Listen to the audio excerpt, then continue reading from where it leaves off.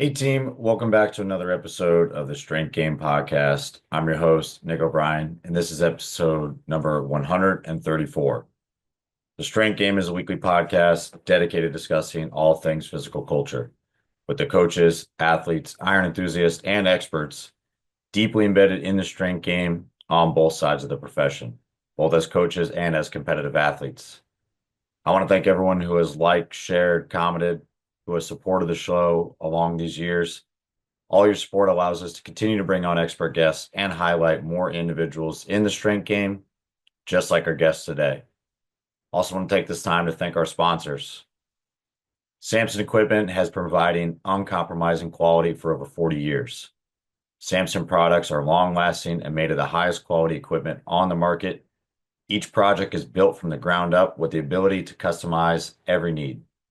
The team at Samson focuses on developing the highest quality relationships with their customers, in addition to providing them unparalleled quality in every piece of equipment bearing the Samson name. Learn more about Samson's professional weight room solutions and the Samson standard at samsonequipment.com. Also want to thank our sponsor, Cerberus Strength. Trusted since 2012, Cerberus is making the best strongman, powerlifting, and strength sports equipment and accessories, ensuring the ultimate competitive edge. Every one of their products is tried, tested, and proven by top-level athletes worldwide. So whether it's competing on the big stage at World's Strongest Man or training at home in the gym, Cerberus strength equipment is reliable, durable, and of course, strong enough to handle all your training goals and needs.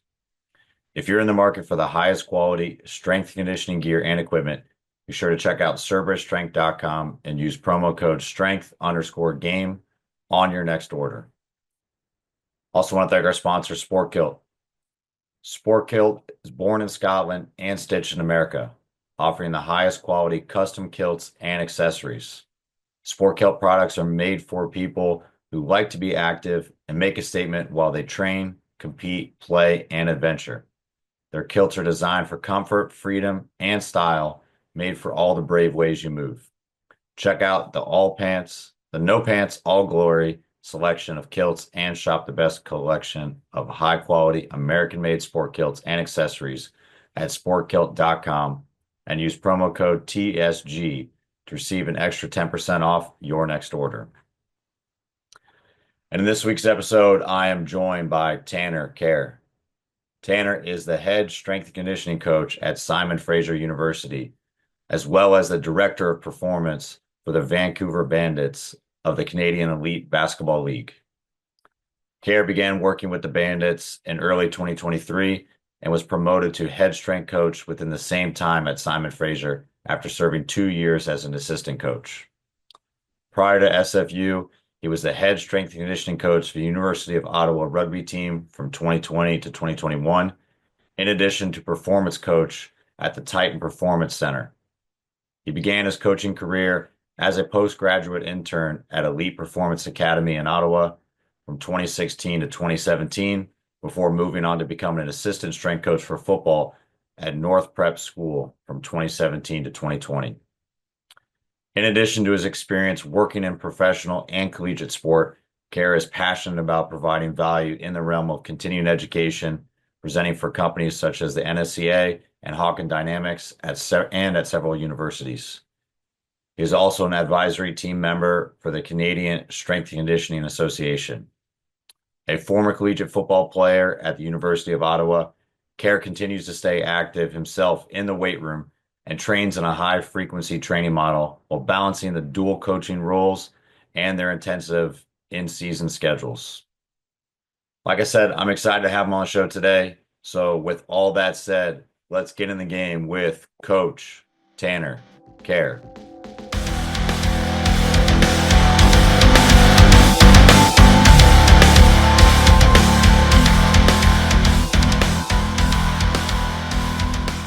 What's going on, everybody? Today I'm excited.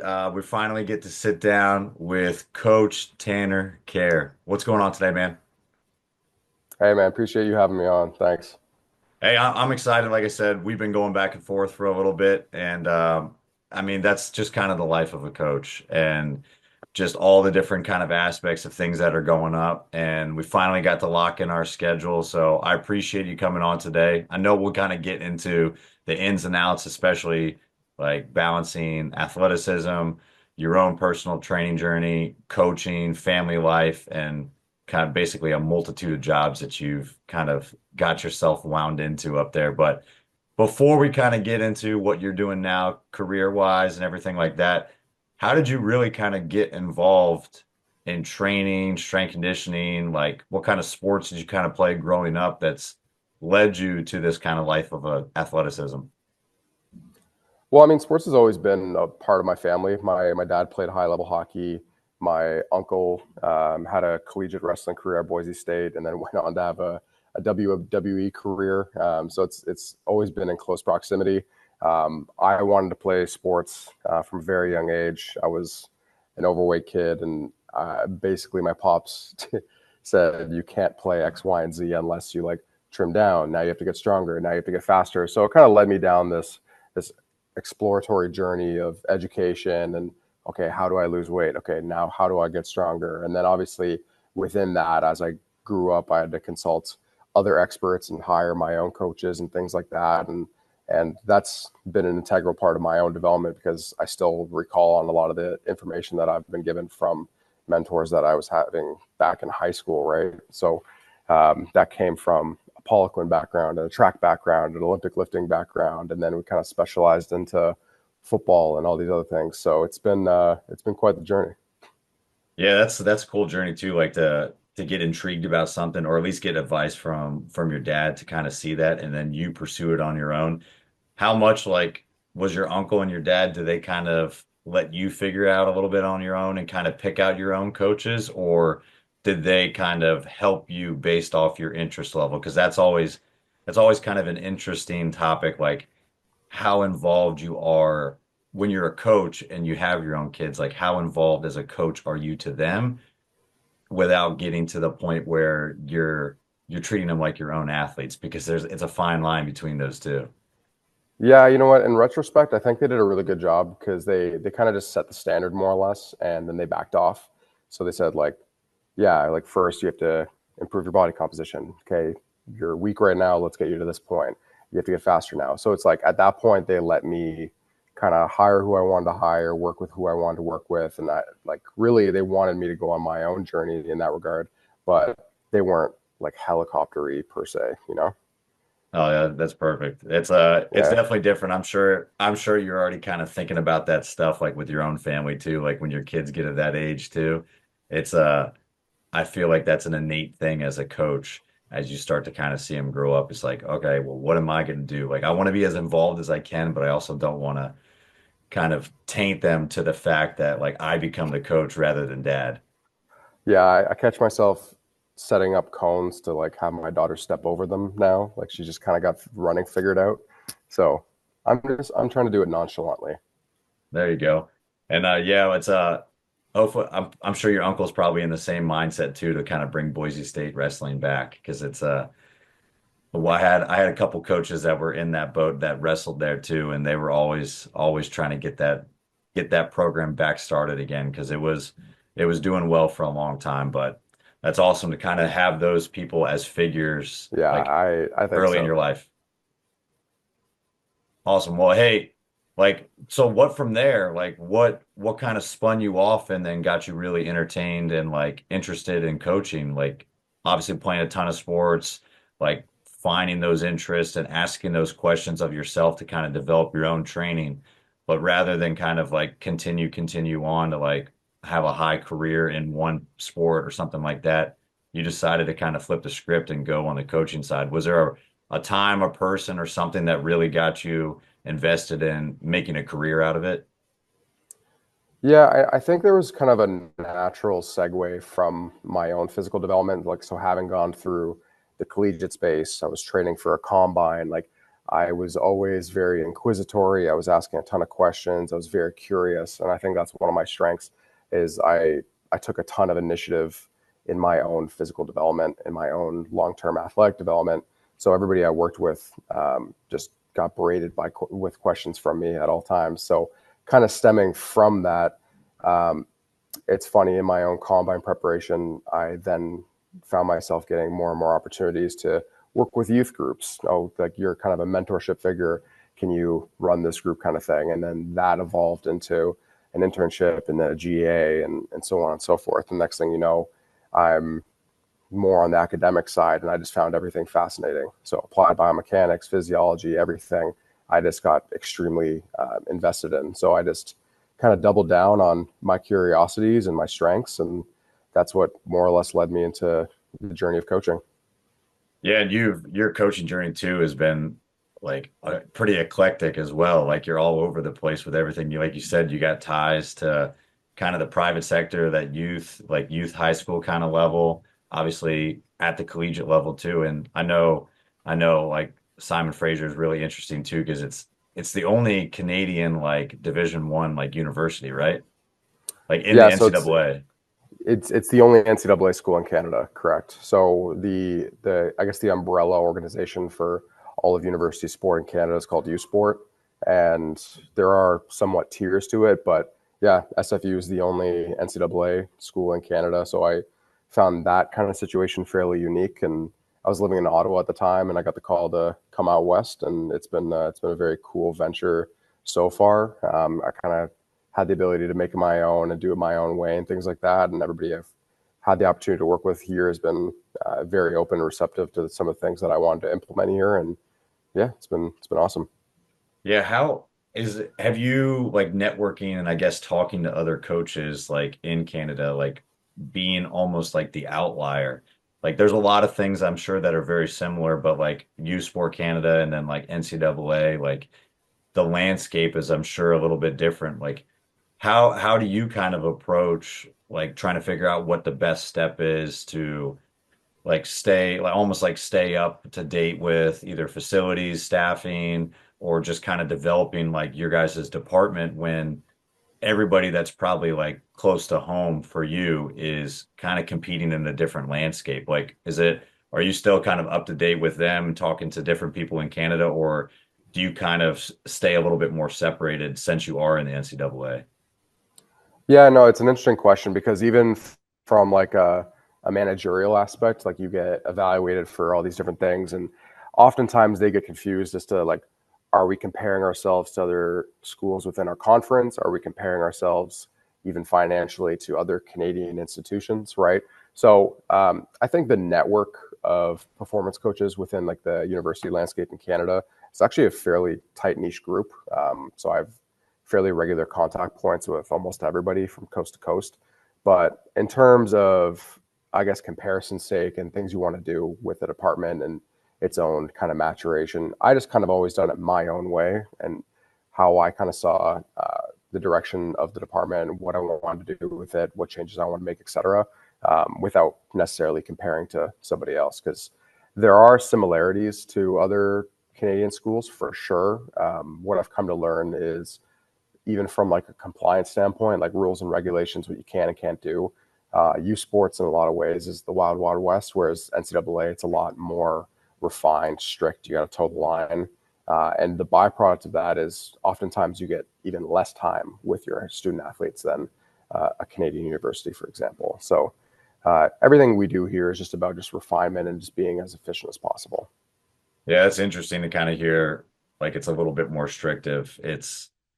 The landscape is always like ever changing, unfortunately, like in the NCAA, and like sometimes to the detriment of the athletes, in our opinion, and then sometimes like to the benefit of how often we're able to work with them or provide them. And it's hard to kind of get tied into the weeds of all that stuff when I think you're doing the good approach where you're just focused kind of on what's going on. Like maybe you reach out and network with other people in any aspect because you can pull from what they're doing.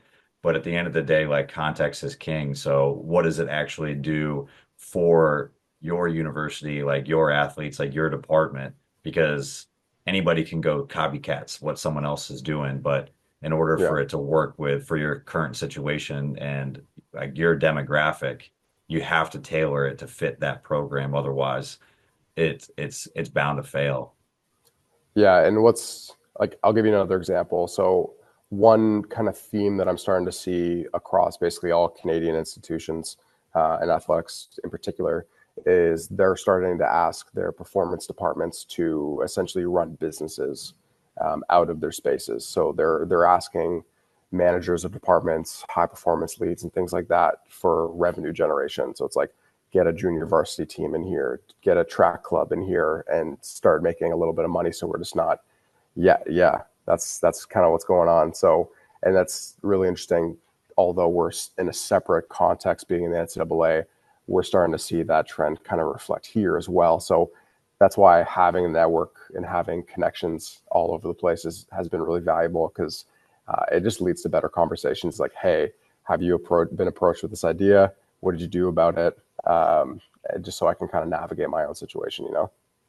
Yeah, that's an interesting concept because like it's almost to the point of like lower level divisions, like at the NCAA level, like in the US, where you've got coaches that are working with so many programs, so many teams, it ends up feeling like things are a lot watered down because you can't give the same level of care to some of your sports just because facilities, time, resources, all those things are just not abundant as possible. And if you're starting to do that too, and just to try to kind of make a little bit more revenue, you end up doing the same thing where you're squeezing so many people into it and just turn it into like a transactional factory the whole way through. So that's don't know how that's going to work out, but to each their own with that stuff.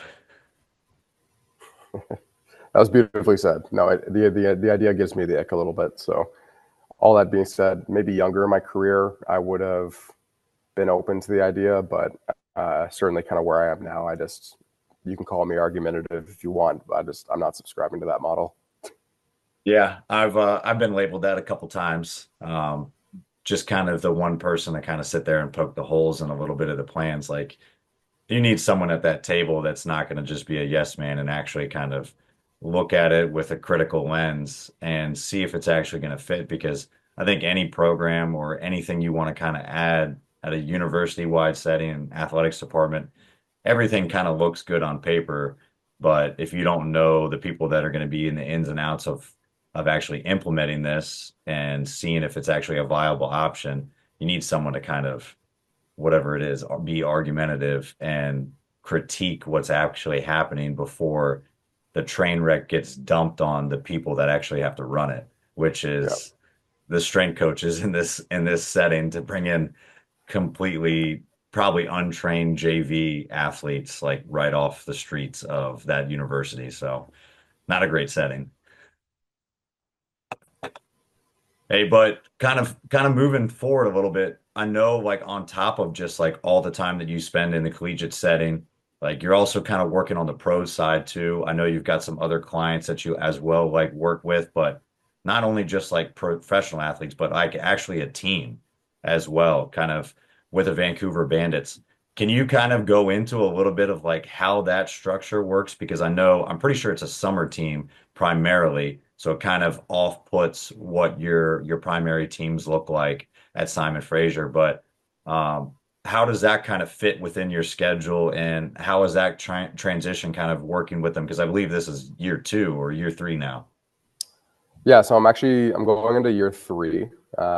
In terms of balancing the two jobs, I've mentioned the compliance piece from the NCAA. Long story short, the service hours is very, very low during the summer months at SFU, and the CEBL as a whole is essentially a summer league. So it operates from start of May till traditionally the kind of midpoint of August, but it's now expanded to the end of August.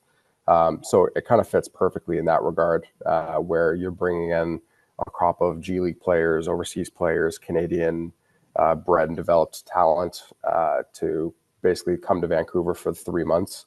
And we fly all over the country and play 2.5 games per week. In terms of balancing the two, just you have to be organized like anything else, obviously. But I think the university has been really positive in accepting that role for me, not only in my own kind of development as like a manager type, but also just the value add from an affiliation standpoint and a recruiting standpoint has dramatically benefited the university.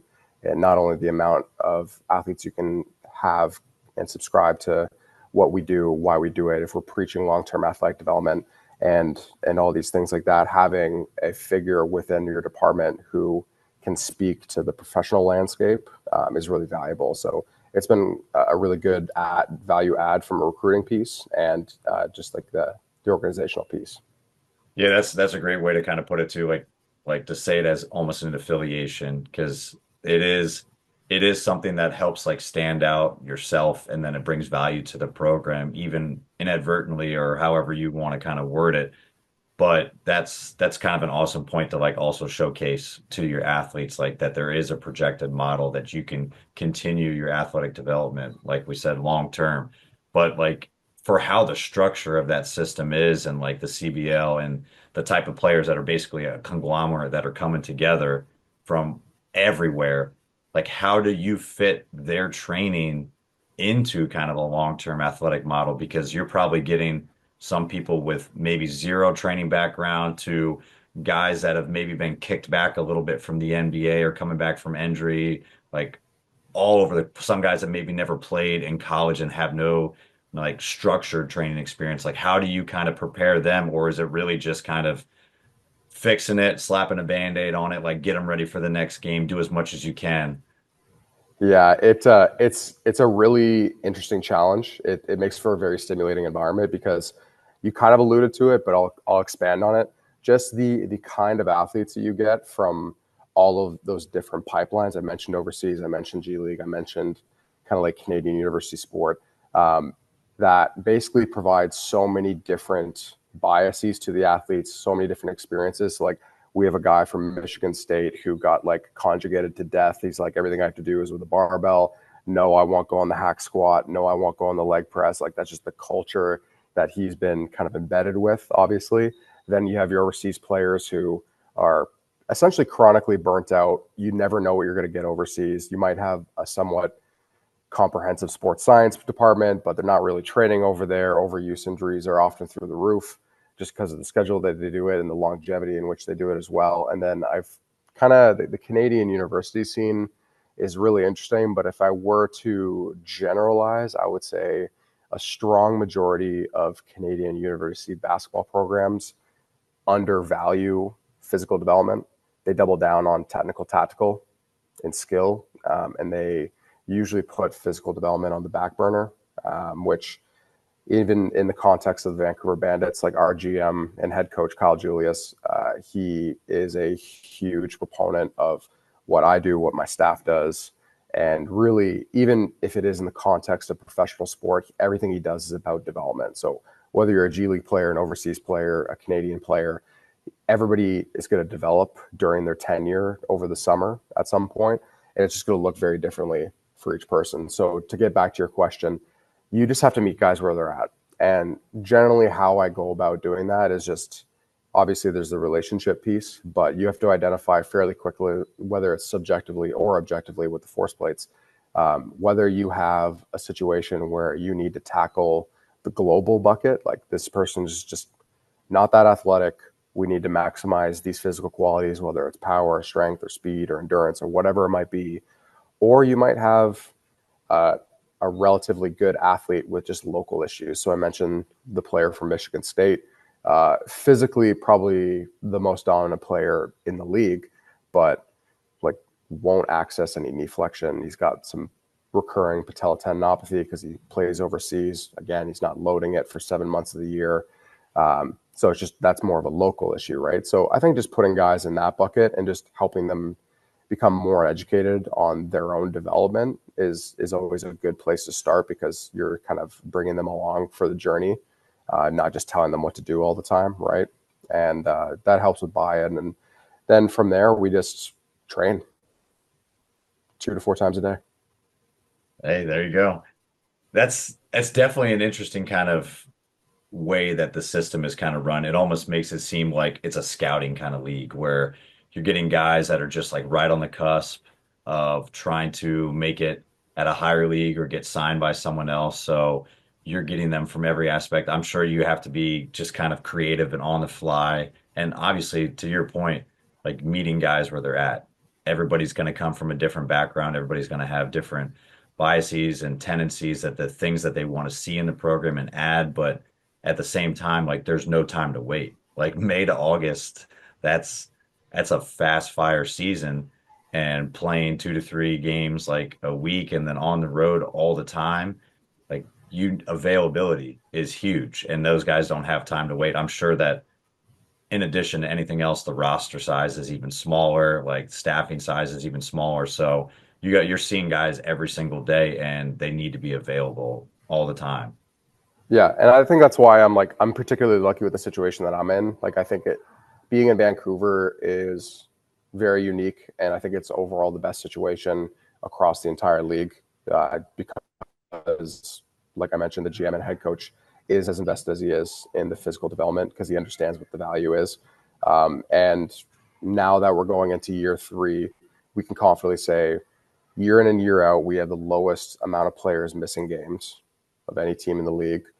We have 90% of our players hitting personal bests on the force plates entering postseason play. And of the 2 seasons that we have operated with this model, we've had 2 players go from our league to the NBA. We're trying to go 3 for 3 this summer. So it's just like, it's a good recruiting pitch. It's factual. It's embedded in evidence.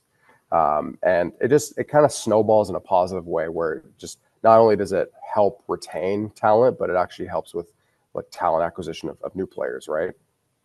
Yeah, I mean, the proof is in the pudding too. And like by you keeping kind of tabs on all those things and keeping those metrics in place, like that's a huge recruiting tool. And it's also, like you said, it's bringing more like value to what you guys are doing, and it's showcasing to the players that like there is a tracked model of what we're going to do and how you can actually have success within the organization. And I mean that's what players want all the time. They want to know that they're getting taken care of to the best of their abilities too.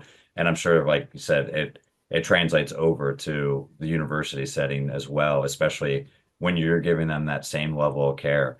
Like is your role any different between like Vancouver Bandits and then like Simon Fraser? Like, because I know Simon Fraser, like being the director of the department and everything, like you're still coaching teams and you're going through the day in the day of getting on the floor, but like still overseeing like other coaches.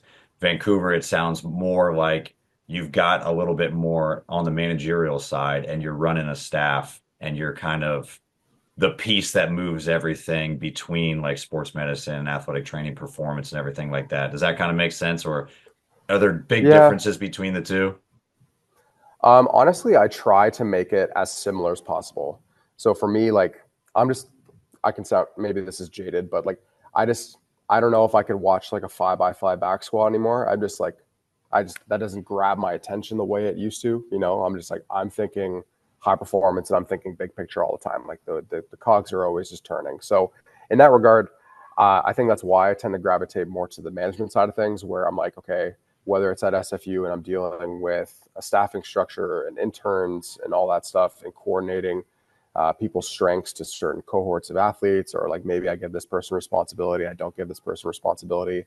And even with the Vancouver Bandits, it's just like, how can we just continue to move the product forward and just coordinate the right people in the right places so that the athlete product is really good. Like that's what is, in my opinion, way more stimulating than like boots on the ground all the time and just being like in it all the time.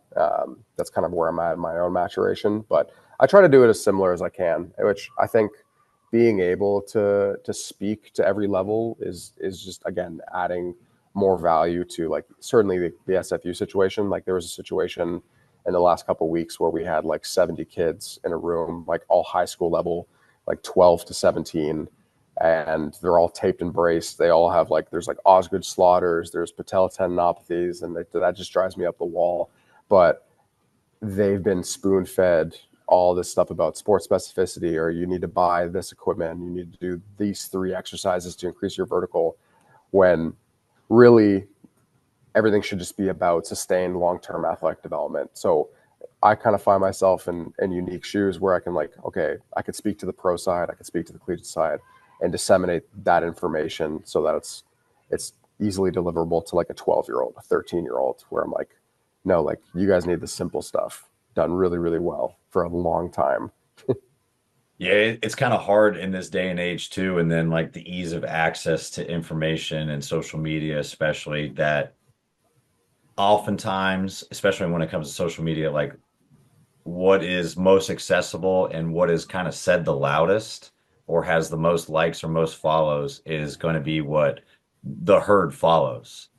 And unfortunately, to your point and seeing like camp and seeing all the repercussions of like those actions and then almost have to go through for a 12, 13, 14-year-old kid and basically tell them that like, hey, I hate to say this, but like there's a better way to do this. And you're really limiting yourself and you're jeopardizing what could be a lengthy career because of what someone like kind of spoon fed you in the very beginning.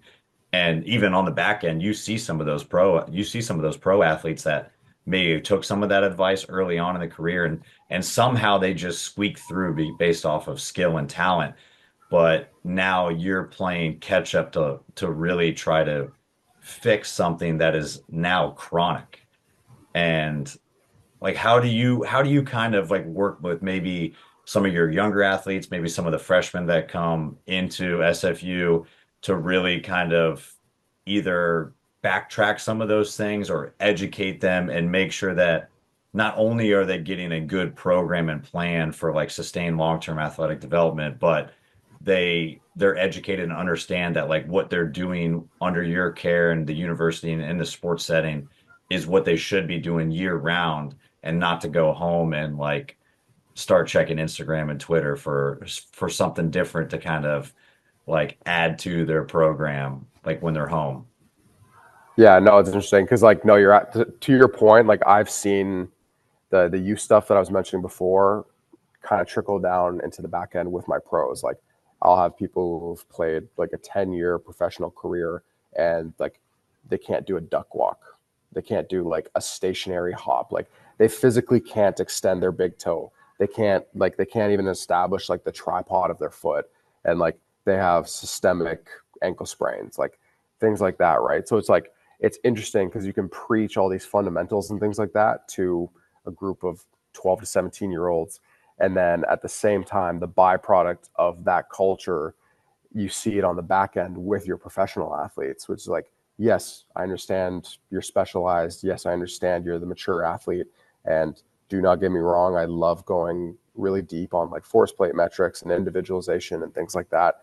But you also need the foundational stuff. And like I try to have that as a recurring thing, certainly on our regen days, as kind of like the bedrock of our tactical periodization within our practice model that we often incorporate in preseason training at the collegiate level.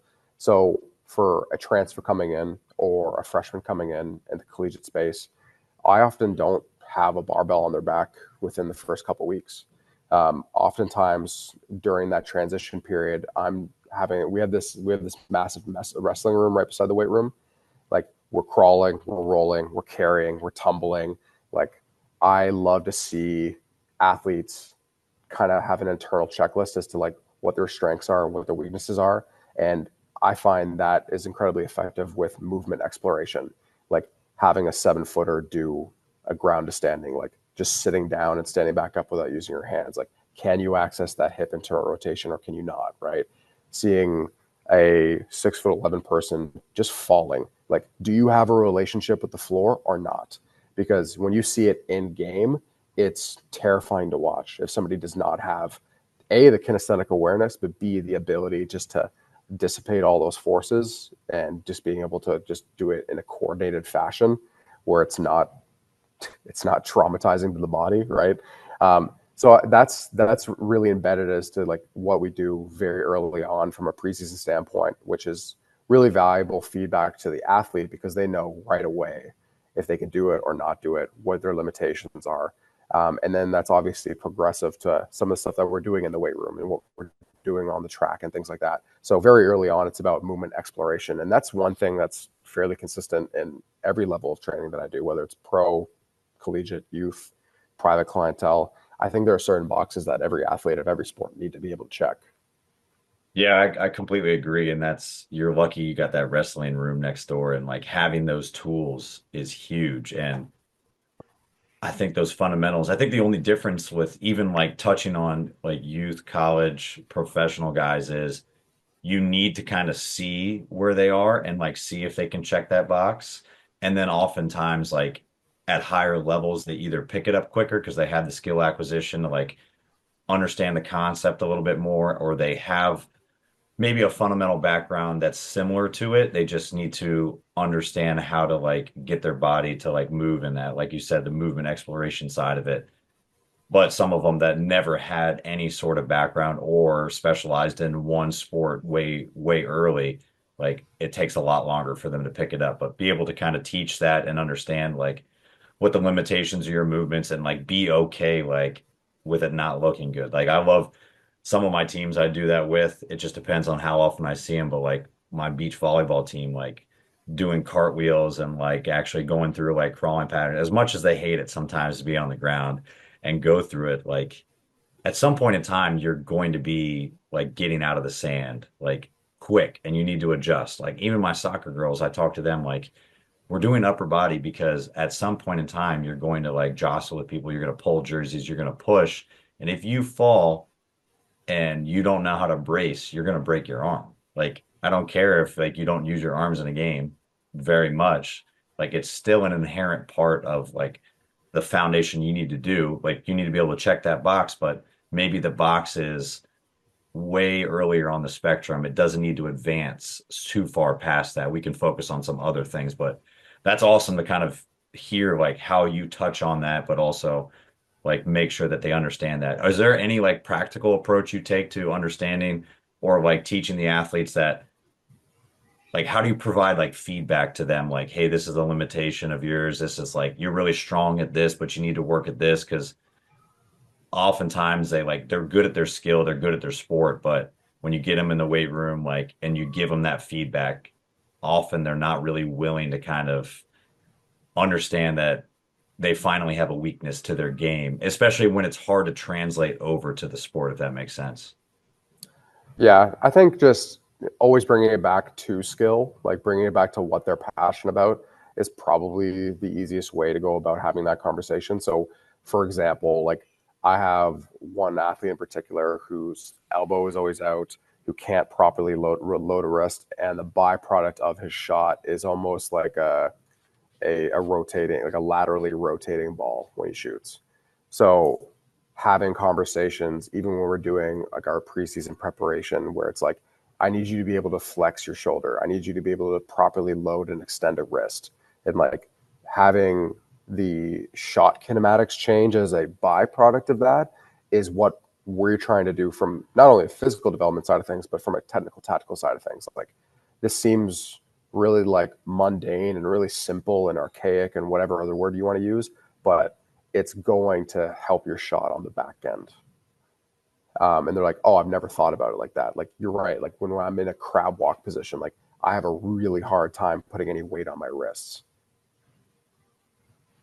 Yeah, that's a good point too, because like it's hard to draw those connections and draw that line between what you're doing and where they want to go, and why the like what the purpose behind what you're doing is going to get them to there eventually and progress it. Being able to not only just kind of speak it to them, but like help them draw the conclusion themselves is really helpful too, because you can kind of say the progression, you can kind of see like, all right, if we're doing a seated like dumbbell military press, like you could see the trajectory to get to like a push press or a push jerk, because Mhm. it just makes more sense. But if you're starting in a crawl or you're doing tumbling and stuff like that, or you're doing a crab walk to try to work on like wrist extension and have some control over your elbow flexion and extension to hopefully like get to another progression so that it translates over to your shot for basketball, it's Yeah. harder to draw those conclusions when like you're looking at a crab walk and then you go to a basketball shot. Yeah. And I even talk about the difference between like voluntary strength versus involuntary strength. So we have like two bigs. One can trap bar deadlift four plates. The other can trap bar deadlift two plates. The kid who can trap bar deadlift two plates, big Serbian kid, he is a monster on the mats.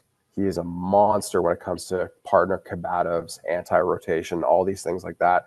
So just like splicing in movement exploration and splicing in components of competition is also a really important component to that, because that in and of itself is a really large framework for education for these athletes. Because, like, yes, you're shit at trap bar deadlifts, but when it comes to involuntary strength, like that's a separator for you, right?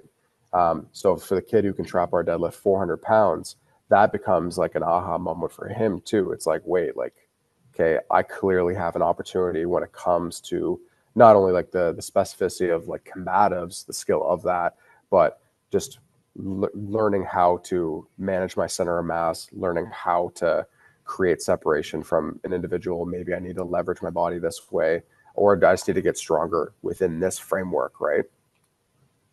Yeah, that's a good point too. Like you'll start to understand that the differences between those two different types of strengths, and some athletes exhibit it a lot differently, and it's maybe not in the traditional model in the weight room, and it takes time and experience, but those fundamentals like that they have, like real world strength, that's like when you see a wrestler, especially or a gymnast too, that like is just always manipulating their body, that has crazy relative strength. Like sometimes their absolute strength isn't that big in comparison, but it inevitably has a bigger foundation, a base that you can build upon that. And that's arguably where you want to start. And you want your other athletes to be able to have that base if you could go back and do it. When it comes to kind of like building that buy-in and getting athletes to kind of buy into this process, like the movement exploration, and kind of get them to kind of take a step back and build their base a little bit more on these foundational movements. Have you noticed any difference between like some of the youth, like college or pro setting athletes, like just the demeanor of what it takes to like take a step back? Like, are the pro guys a little bit more invested because like they know it's going to help their game and basically they're getting paid?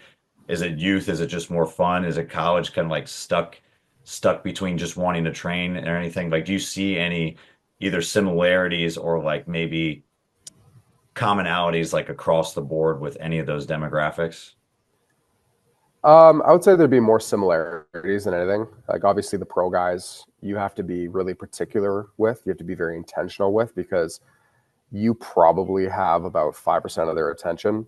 And if we're talking about allocation of time, they want to do as much positive work that they can within the shortest amount of time.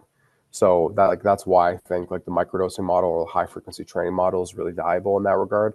So you have to be very intentional with what you're doing, and you have to convey that, because like if they don't jive with the idea that you're bringing forward, they're just not going to do it, and that has a trickle down effect for the rest of the roster. So I think just having the initial touch point and really just teaching them your system and your language is incredibly important. So like day one with my guys, I'm like, I use a concurrent model. What does a concurrent model mean? It means we're working on different qualities on different days. I don't need high arousal, rah every single day. I want our low days to be super chill. I want the days that we get after it to like, yeah, bring some juice, 100%. But within that framework, this is what that's going to entail. So on our regen days, like it's going to be an aerobic stimulus. So you're going to be sweating. There's going to be a lot of blood flow. Everything is going to be full range of motion. This is what that might look like. It might be a duck walk. It might be some of like the Matt Watson stuff, like the deep tier plyometrics. Like everything is about pliability, length, and blood flow. They're like, if we do this the right way, these are probably going to be the main variables that are going to keep you upright, keep you healthy, and help us reduce the overall framework between games to help you recover faster so that your readiness is in a better state for game 2 and game 3 of the week. I'm like, I think that's pretty valuable information. So it's like when we're doing these particular things on our regen days, then there's no problems. It might look different for different people. Like if I have like, I don't know if you worked much with basketball guys, but their feet are horrendous. So like you might have like a bunion kind of situation. It's like, oh, you're not doing a duck walk. You're going to do this. Like it's just, that's the art of coaching, I guess, is just like the ability to adapt and be flexible and get the same results in a different way, right? But for the most part, just being transparent in your thought process and conveying that information effectively is probably the biggest thing, regardless of level, but certainly pros. Yeah, that's a good way to put it too. Like just the transparency too, and especially with the professional guys, like time is money, really at that point. Like we say it all the time, like time is valuable across the board, but like for those guys, time is money. And trying to get your most bang for your buck and had of those high frequency kind of training sessions set up for them. It's also different too when you get to that point and they know they're there specifically like for a job at that point. Like college athletics, like I toy with it. It depends on the team. It depends on the situation or time of the year. Like sometimes athletes are coming in, they're setting up the training session themselves because they need to understand like where things are. Like they need to have personal accountability with their team. Like there's more that goes on without it just becoming training. Like there's some character traits. There needs to be like teamwork atmosphere that's involved in that. But a lot of times with professional, at least objectively, like from my side of it, not working in that demographic is everything needs to be kind of be there, ready to go, and it needs to be efficient, it needs to be done quick, and they need to know what they're doing, why they're doing, what the expectations are, and the purpose behind what it is. Because if you don't have them, like you said, 5% of the time they're paying attention. Like if you don't have them within like grasp within those first couple minutes, I'm sure they're just like going through the motions or like I got to get some water and then they never come back. They will let you know immediately, and the more seasoned they are, the more brash they're going to be about it. So yeah. Have you been able to kind of use some of those things like from the professional and level and kind of doctor them down a little bit, regress them with the college setting too? Like specifically like talking to the pro guys and saying, hey, this is an aerobic training session. Like this is what you're probably going to see come out of your body. Like this is what the expectation is. This is why we're doing it. Do you kind of take that same approach with the college athletes as well?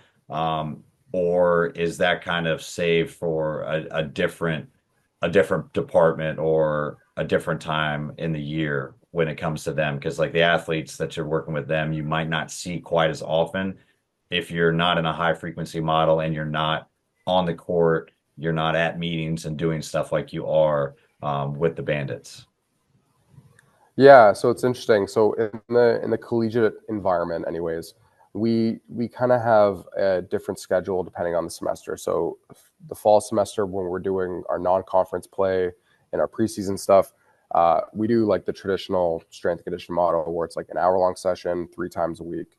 And then when we go into our conference play after the holidays, that's when we more or less are adopting that like 2 time per day small batches. And I do try to implement a lot of similarities when it comes to like certainly telling them like the concurrent model, like what are we doing on a particular day? I want our operation to be very intentional because like basketball is a very mundane sport. So I think just removing any component within a weight room setting is going to be very valuable. So variability is going to be somewhat important in that regard. But at the same time, like you have to just be very transparent and honest with the kids too, because it's like, okay, I think to a certain degree, I can give everybody the quote unquote pro treatment, but some guys that's not necessarily warranted. Like you need like straight up, you need GPP. Like you need GPP for this whole year, if not this next year. And I hate to say it, like that's how it's going to be. And until I see X, Y, and Z, then we're not going to have a conversation about specialization and individualization and things like that.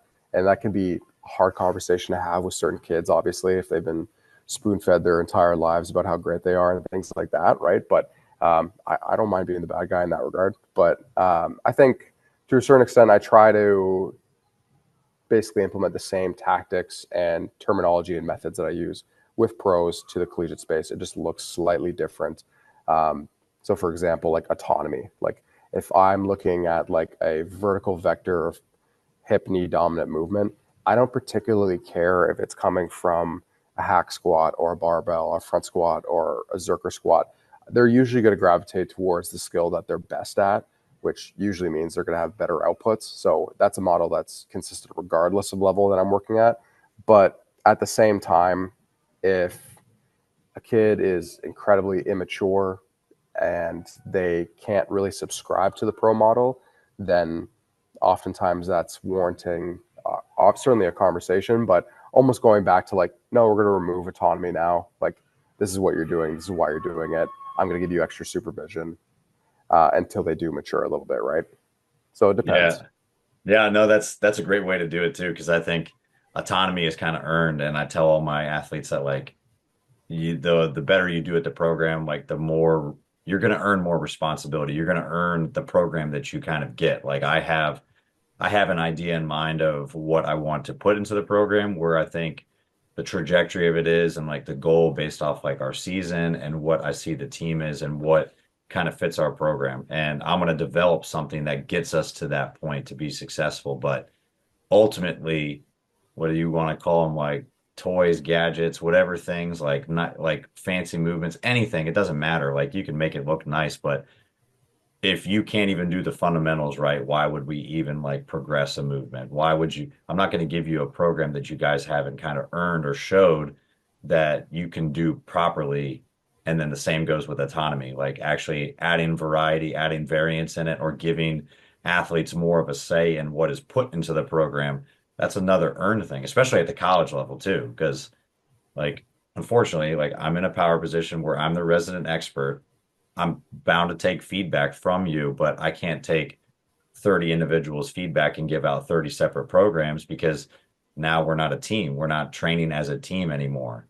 And I think that's the big difference with basketball. I think that draws a lot of coaches towards basketball because you can add so much variance. Like was there a specific reason that like basketball kind of drew you in? Was it kind of that model where you can be individual and have kind of work these high frequencies? Because it seems like basketball more and more these days is drawing coaches, even some like away from like traditional football and everything too, because you can be so vested into a team and program and what they're doing in the weight room day to day. Yeah, I think for me, I tend to gravitate towards speed, and I tend to gravitate towards basketball, and honestly, I'll say volleyball too, like just court sports, because I just think it takes a little bit more sophistication, not only from a soft skill, but also just as a general practitioner, like your understanding of force plate information and things like that, biomechanics, how you can impact those, obviously, but really, I tend to gravitate towards basketball because I think in a lot of traditional strength conditioning, like you could potentially take those athletes' greatest resource away from them. So even if I'm going to put it in the context of speed development, what makes an elite cross country runner is their utilization of that free elastic energy, right? So if you make that athlete more muscularly driven, excuse me, that's going to have a dampening effect on that free elastic energy. That's going to compromise their running kinematics. That is going to make their task, regardless of fitness, more metabolic. So that's an example of like stealing somebody's resources. So I'll put the same context on basketball. It's like you could potentially steal those athletes' resources from them and actually do them a disservice, which is, in my opinion, just a fun challenge, right? So I think for that reason, I tend to gravitate towards track and field, basketball, volleyball, because I do think it takes a certain level of sophistication and refinement of your own system. Yeah, that's interesting to kind of put it like that because you're right. Like training an athlete like in an improper way or that takes away from like what their inherent skill is or further and further away from their sport. Like there's a spectrum, but there's a give and take with it. And you can travel too far in the weight room or just any sort of training that you're using and put them at a disadvantage off of kind of like their given natural ability. And not only that, but like what they've developed over a time period to get really good at their sport. And it's a delicate balance with those court sports too, based off the frequency that they play, like kind of the high demand and the minutes that they're playing as well. And basketball and volleyball like are definitely very interesting when it comes to that side of it, especially in college. Is that Are those two teams primarily like what you work with are the only ones that kind of subscribe to this high frequency model like within your guys' department? Is it and if kind of that's the case, do you feel like there's any other sports that might be able to kind of hop on and like kind of get closer to that model because it seems to fit so well for those two sports but you don't hear about it happening very often in other sports. And I don't know if it's just it's like putting, it's like the chicken or the egg. I don't know which one is the reason, if it just fits that model or if it's because everybody's doing it in that way. I'm trying to figure Yeah. out what's the way. Yeah, I think sporting demands is a major component of that, and I think culture of the sport is a really important component of that too. Like I would never do high frequency training with wrestling because they are just rooted in so many traditions, which I love, which they love, which is like we're gonna train 3 times a week for an hour and a half sometimes, and they're like, yeah, just kill me. Like I want to finish every session feeling like I flew as close to the sun as possible.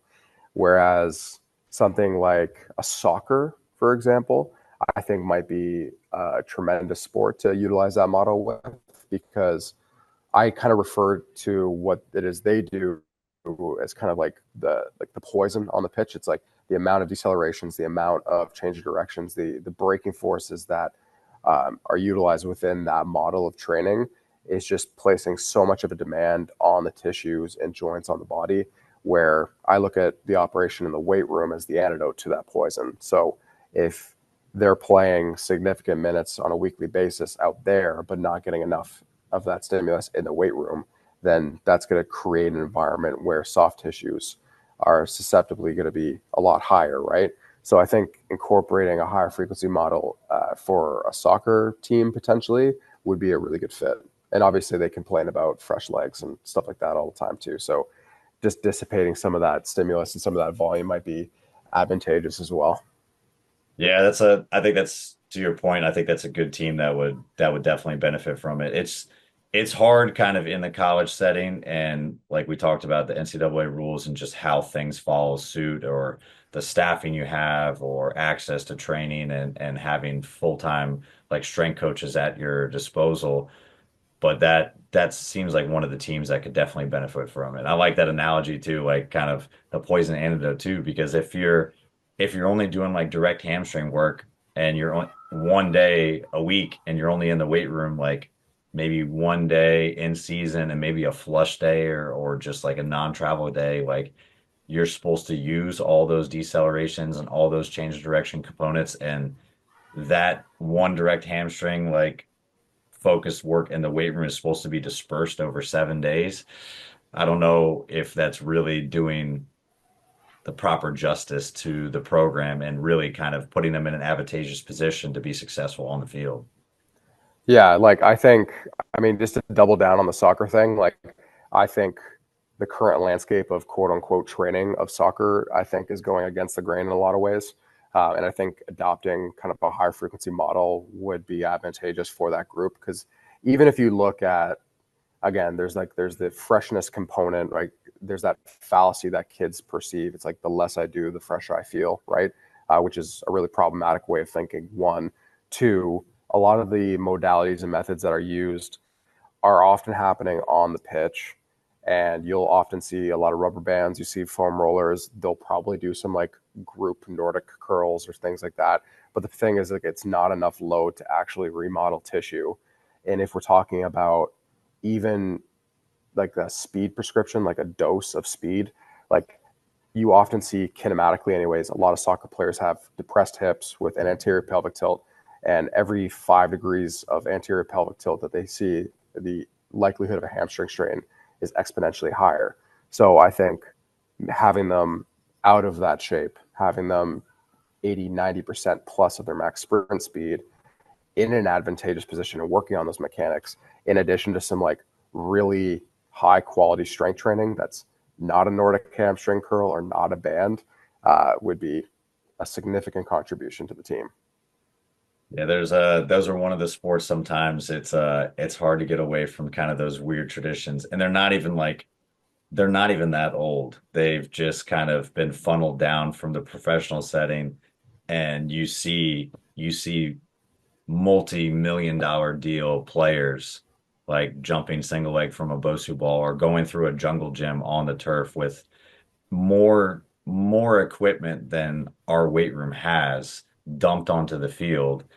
And then every youth player, every college, every high school is just mimicking exactly what they're doing. And to your point, it's not eliciting the right adaptations to actually be successful. Those players are inherently good at their sport for many other reasons. And the ones that are showcased in videos are 99% of the time not the reason why. Beautifully said. Hey, so like switching gears a little bit for yourself, like how is your kind of training structured? Do you kind of adopt the high frequency model a little bit? Are you kind of using yourself as a little bit of an experiment, or are you kind of yourself like invested in a strength sport or something else to kind of keep you motivated, keep you in it, and like kind of build that buy-in with your athletes as well? So for anybody listening who has a kid, I hope you can kind of empathize anyways, but it is certainly challenging. Time is a very, very precious resource. So for that reason, I don't think you have a choice but to do the high frequency stuff. Like I'll come into work and I'll try to just move for 20 minutes, and it is as adaptable and fluid and chaotic a structure as you could possibly imagine. On days you feel good, I'm just like, yeah, let's just do a 500-pound eccentric single leg squat. Cool. Other days I'm cooked. I'm like, let's just do some bodyweight stuff or calisthenics or some hypertrophy. It's kind of all over the place. I would like it to be a lot more structured. Certainly, it's very reactive, but again, new to fatherhood to a certain extent, and certainly trying to figure out like how to navigate those waters. But I just try to get it in when I can. What it looks like generally is maybe 2 sessions a day, 20 minutes each. But I think training and my own kind of health regimen is certainly going to be a priority in the next year. Yeah, that's I mean, obviously that's a different type of barrier to kind of get around. And like you said, time is huge component of that, and being able to kind of fit it in those gaps, like high frequency model obviously could be very beneficial to a lot of coaches that maybe if you're on the hour all the time and you have that hour block, it looks real nice on paper, but there's athletes talking to you after a session. You got to break down a session. Oh, you got to answer an email. You got a phone call. And then you got to set up the next session. And then, oh, I haven't eaten yet. And then you look back and you're 5 minutes left in the middle sandwich between sessions. And you're like, I guess I can bang out like 15 pull-ups and just go for it. Just there's not much time left. 100%. Oftentimes I'll leave a barbell out and be like, I'm going to try to do 30 hang cleans today throughout the next 6 hours. So that's one method I've used in the past, but also I just try to get it in with the kids as much as I can too. So if like wrestling's training or basketball's training, I'll just work in with them. I'll just do what they're doing. I think there's some value add there, like just kind of showing them how it's done, like pushing the weight a little bit, being competitive and things like that. That's kind of been the secret sauce of more or less how I've been getting it done recently, but very chaotic, not more chaotic than I'd like it to be. Yeah, hopping in with them to kind of make another athlete the coach for the day, and then just kind Yeah, of hit the points in. Like it's a perfect opportunity for the see who's a good leader on the team, or like one of those weight room warriors that's going to be helpful and kind of be an advocate for the coaches. Because, like I said, I tell my athletes all the time, it's like if I'm the only one coaching or giving feedback in there, we got a problem. And if there's 20 players in there and me, like there's 21 coaches, like there's 21 opportunities for feedback. So you better make sure that everybody is kind of pulling in the same direction. But yeah, it's family life and all that time is definitely difficult to do it within like that training. Have you set yourself any like kind of goals like besides like, hey, I got to move like 20 minutes like two or three times? Like, is there anything that you're still kind of working into the system, or right now you're just, hey, as long as I can get something in that fits the time period and what I have access to, I'm happy. I genuinely feel the best when I'm doing the most athletic things. Now I'm not athletic; they won't look athletic, but generally speaking, from a feedback standpoint, I just feel the best when I'm sprinting, when I'm throwing things, when I'm jumping. So in that sense, I think that's more or less the center of everything I do. So I just want to make sure I sprint at least twice a week. I'm jumping and throwing at least twice a week. and everything outside of that, honestly, is just about getting awesome. So, um, kind of going like more hypertrophy centric. Certainly, as we approach spring and summer, is definitely kind of like a short term goal of mine. But yeah, I just try to keep the main things, and outside of that, just be very mindful of my time and just try to get as much work in as I can in the time that I have. That's perfect. No, I like that. That's a good way to kind of fit within those little time gaps and get the most out of it. But like having a little bit of training structure and like you said, keeping the main things involved and the stuff that like you enjoy and like continuing to be athletic, like it doesn't hurt to continue to do those things. So that's awesome. Hey, well, coach, like any good training session, we end the show with a finisher. So I got 4 quarters, 4 questions, and we'll beat you at the end with one overtime question, just like the wrestling guys, and kind of leave you close to the sun. But take your time on any of them, or you can go rapid fire. But you ready? I'm ready. Let's go. All right, first one I got for you. Biggest influence in the strength and conditioning profession. Charlie Francis. All right. Hey, so you kind of already touched on it and alluded to the fact, but when you're not coaching, you're not training, what are some of your hobbies like outside of the weight room walls? Um, I like I like people that create things. I think we live in a consumer world right now. I think any kind of craft that is embedded in creativity, where you are challenging muscle more or less. So that could be like culinary arts, that could be tattooing, that could be like anything where it's creative based. I love. So I'm actually trying to class with like cooking and things like that. So that's kind of something that I used to dissociate anyways. Okay. Hey, I like that. I don't know if you've given it any thought, but if you weren't involved in the strength and conditioning profession, not coaching, what do you think you might be doing as a career if given a different path?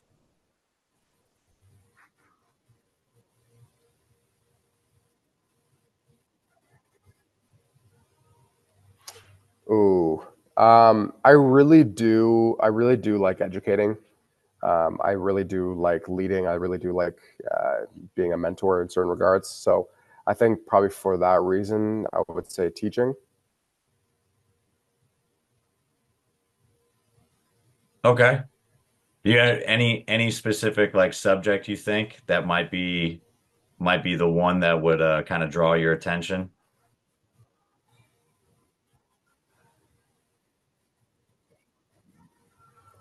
Um, I'd probably say, I'd probably say science. Probably science. Yeah, I figured that'd be kind of the go-to one to do. Hey, but all right, so setting it up. I know you only got 20 minutes.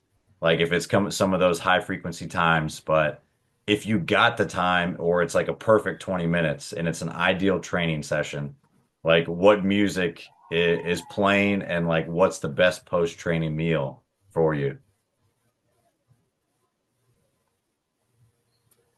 So best music and best meal. I would say I like my variety. I'm not gonna lie.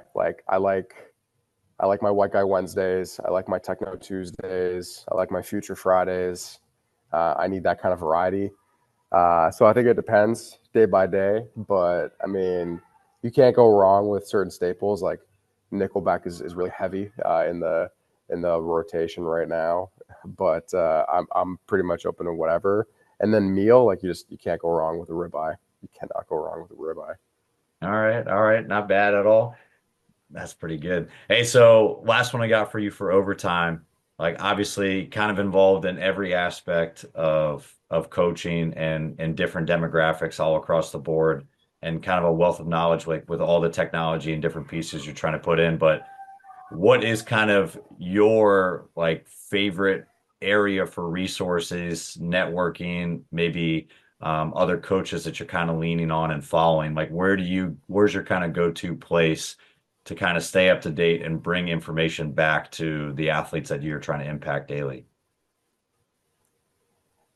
A couple staples that I kind of always gravitate towards. I think the more personal, the better. So I think just having a network of people that you can bounce ideas off of, receive mentorship from is incredible. Like I talk to Zach Zillner over at Texas all the time. I talk to Tim Riley, I coach him up.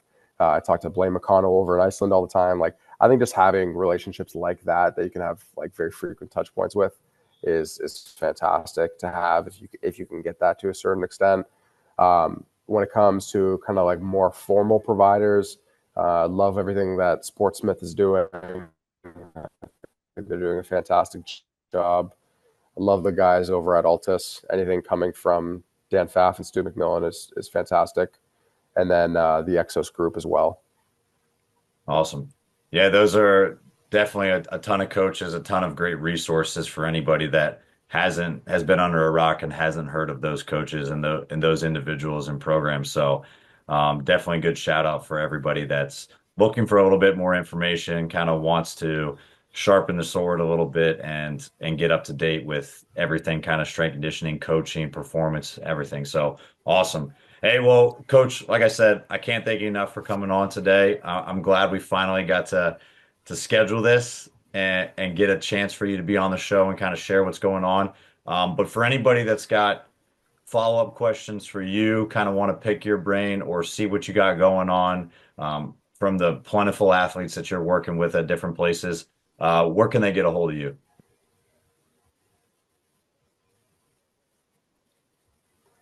I'd probably say Instagram is probably the best place. So coach.care, CARE. Always happy to help however I can. And if I can be a resource to anybody, I'm more than happy to do that, obviously, considering time constraints. But yeah, if anybody wants to reach out, I'm more than open to having a conversation. Awesome, Coach. Well, like I said, I can't thank you enough for coming on. We'll make sure all the links kind of get added on there, and for anybody that's got follow up, they'll reach out. And obviously, you're a busy man, so they'll follow along the journey more than anything. But I appreciate your time, and good luck with the rest of the season and kind of leading into season 3 with the Vancouver Bandits as well this summer. Thank you. This has been fantastic. I really appreciate the time. Awesome, yeah. Coach. Well, take care. That's it for this episode of The Strength Game. Thank you again to this week's guest and to our sponsors.